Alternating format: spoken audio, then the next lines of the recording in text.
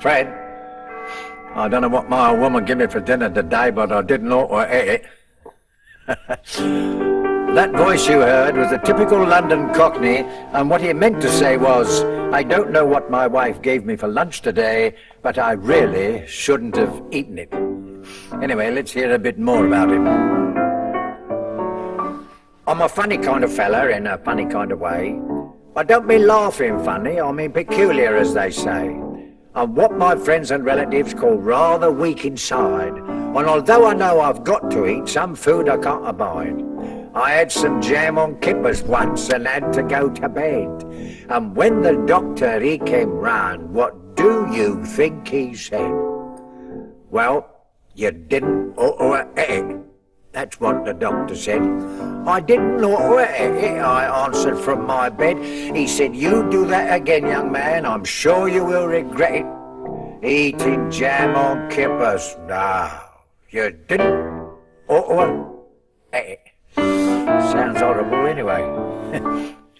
Now, I'm very fond of animals, and I once went to the zoo. I like to study animals when I've nothing much to do. Well, I had some sandwiches with me made of pepper, sauce and chutney.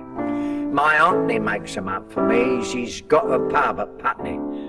Well, it's the only thing that rhymes with chutney, you see. Well, I thought as I was tasting one, it seemed a little odd, when an elephant stretched out his trunk and scoffed the blooming lot. Well, he didn't ought to eat it, and you ought to have seen him bunk. No, he didn't ought to eat it. There were sparks all round his trunk. The keeper said, give me a bite, I gotta go and get it. I said, well, taste it first, then you'll find out why he didn't ought to eat it. Yeah, I once went to the Derby to see the horses run, and there I saw a fairground, and I thought I'd have some fun. I saw some freaks and waxworks and acrobats on boards, and a little bloke in coloured tights, he said he swallowed swords. Well, I had a friend of mine with me, a bloke they called Jim Mullet. He said, I'll do that. Grabbed the sword and shoved it down his gullet.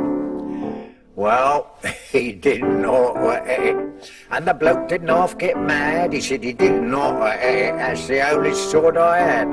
I said, well, if you want it back, I'm afraid you'll never get it, 'cause it never had no handle on. He didn't ought to eat it.